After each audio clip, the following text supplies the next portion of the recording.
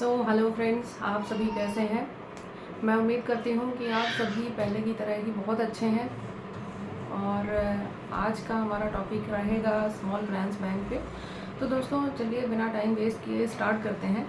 Small finance banks क्या हैं, क्यों इनकी ज़रूरत पड़ी और अपने देश में कितने स्मॉल फाइनेंस बैंक्स हैं और एग्जैक्टली में स्मॉल फाइनेंस बैंक्स क्यों और कैसे और क्या भूमिका निभा रहे हैं अपने देश को आगे बढ़ाने में और फाइनेंशियल जो हमारा लेवल है, स्टैंडर्ड है, उसमें किस तरह से ये मददगार है। तो दोस्तों चलिए वीडियो को स्टार्ट करते हैं और आप एंड तक देखिए, ज़्यादा लेंदी वीडियो नहीं है और ये आपके काफ़ी काम का है। तो आरबीआई ने नवंबर 2014 यानी नवंबर 2014 में स्मॉल फाइनेंस बैंक्स को इंट्रोड्यूस किया। Total 11 small finance banks are running in India nowadays. Caption box में और अपने स्क्रीन में मैं इसकी जानकारी आपको देती रहूँगी कि कितने क्या क्या नाम है। कुछ नाम मैं आपको बता देती हूँ, जैसे उज्जीवन स्मॉल फाइनेंस बैंक है, इक्विटास स्मॉल फाइनेंस बैंक है। ऐसे ही 11 स्मॉल फाइनेंस बैंक अपने देश में चल रहे हैं। तो दोस्तों सबसे पहले तो अपन जान लेते हैं कि स्मॉल फाइनेंस बैंक्स की रिक्वायरमेंट क्यों हुई। जी हाँ, ठीक उसी तरह जैसे मैंने आपको पेमेंट बैंक्स के बारे में बताया था, वही लक्ष्य इसको भी लाने के लिए था कि फाइनेंशियल इंक्लूजन को बढ़ावा देने के लिए, देश में बैंकिंग इंडस्ट्री को और बूम करने के लिए, कुछ हद तक जो सर्विसेज थी, बैंकिंग थी, इंडस्ट्री को एक नया आयाम भी देना था और मार्जिनल फार्मर्स और कुछ लोग जो ऐसे लोग जो अनऑर्गेनाइज्ड तरीके से कुछ सेक्टर्स में काम करते थे, उनके तक बैंकिंग बहुत ही मुश्किल से पहुंच पाती थी। तो इन बैंक्स के माध्यम से बैंकिंग को लोगों तक ज़्यादा से ज़्यादा पहुंचाना, बैंकिंग जो रश है बैंकिंग आवर्स में, उसको भी कम करने का एक सबसे अच्छा उद्देश्य था और इसमें काफ़ी हद तक सफल भी हुए हैं हम। तो स्मॉल फाइनेंस बैंक लाने के लिए सबसे अच्छा यही कारण हो सकता है कि इंडिया में बैंकिंग इंडस्ट्री को बहुत अच्छे तरीके से ग्रोथ लाने के लिए और एक नया आयाम देने का एक स्वरूप है। इसको लाने के पीछे का जो उद्देश्य है, रिजर्व बैंक ऑफ इंडिया ने जब ये बैंक को इंट्रोड्यूस किया उस टाइम पर और अभी काफ़ी चेंजेस आए हुए हैं। हम देख रहे हैं कि बैंक्स के डिजिटल प्लेटफॉर्म का जो एक मैनिफेस्टो था, उसमें जो नॉर्मल एक पब्लिक का इन्वॉल्वमेंट है वो काफ़ी ज़्यादा है। तो दोस्तों चलिए अपन ये जान लेते हैं कि स्मॉल फाइनेंस बैंक का बेसिक क्राइटेरिया क्या होता है। चलिए इसको स्टार्ट करने के लिए कम से कम 1000 करोड़ रुपए की कैपिटल की रिक्वायरमेंट होती है। The minimum capital requirement is compulsory for to start a small finance bank is 1000 CR। इसके साथ साथ नेट प्रॉफिट लगातार 2 सालों तक बैंक को अपने रिकॉर्ड्स में दिखाना पड़ेगा, which is compulsory and mandatory. Bank को लाइसेंस देती है कंपनीज एक्ट 1930 यानी कंपनी एक्ट 2013 के अंतर्गत। कंपनी एक्ट के अंतर्गत पब्लिक लिमिटेड कंपनी में रजिस्ट्रेशन होता है इसका।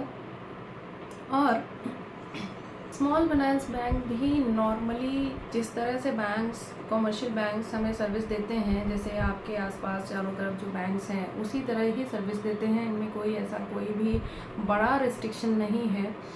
पब्लिक से डिपॉजिट एक्सेप्ट करना, लेंडिंग करना, CASA, current account, saving accounts, these are the basic services and which is served by small finance banks to.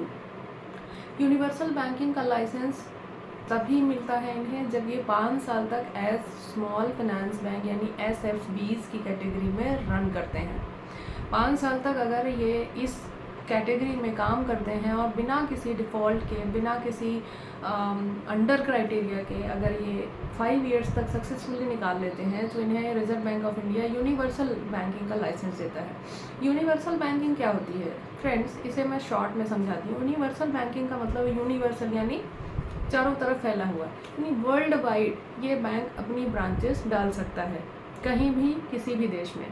जैसे कि बाकी बैंक्स ने अपनी कई सारी ब्रांचेस अमेरिका, यूनाइटेड किंगडम और इन हर जगह पर कहीं ना कहीं करस्पॉन्डेंट बैंकिंग या डायरेक्ट बैंक ब्रांच ओपन कर रहे हैं।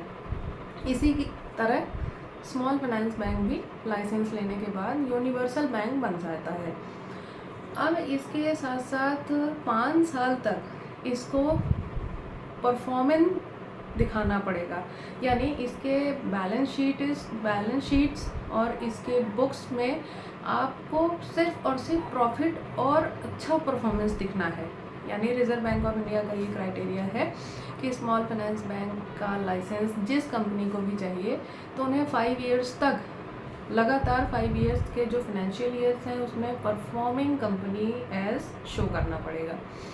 ग्रॉस नॉन परफॉर्मिंग एसेट्स और नेट नॉन परफॉर्मिंग एसेट्स का जो क्राइटेरिया है वो 3% to 1% होना चाहिए। तो ये बेसिक कुछ क्राइटेरियाज हैं और स्मॉल फाइनेंस बैंक के बारे में बृहद जो जानकारी है वो आपको इंडिविजुअल इन बैंक्स की वेबसाइट पे भी मिल जाएगी अगर आपको ज़्यादा कुछ इनके बारे में जानना है। रिजर्व बैंक ऑफ इंडिया की वेबसाइट www.rbi.org में भी हर शेड्यूल और हर टर्म के बारे में बृहद जानकारी अवेलेबल है। आपको कभी भी कुछ भी चीज़ों का डाउट लगे और किसी भी वेबसाइट के थ्रू आपको ट्रस्टवर्दी भी नहीं लगता है तो आप रिजर्व बैंक ऑफ इंडिया की वेबसाइट से जाके गो थ्रू कर सकते हैं। हर चीज़ का जो एक डिटेल है वहाँ पर अवेलेबल है।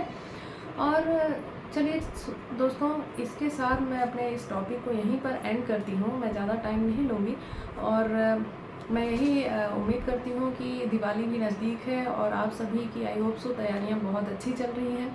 ईश्वर से मेरी यही प्रार्थना है कि आप सभी जो भी मुझे देख रहे हैं, मैं हमेशा यही प्रार्थना करूँगी कि दिवाली के साथ साथ आपके जीवन में भी रोशनी, ढेर सारी खुशियाँ, समृद्धि और संपत्ति है, अच्छा स्वास्थ्य हो। और दोस्तों, इसी बहाने जो दिवाली का त्यौहार है इसके साथ साथ हमारे घर की सफाई भी हो जाती है और लक्ष्मी माता जी की बहुत ही बृहद पूजा होती है। अपने देश में इन फेस्टिवल्स के माध्यम से ही हम एक दूसरे से मिल पाते हैं, सेलिब्रेट कर पाते हैं।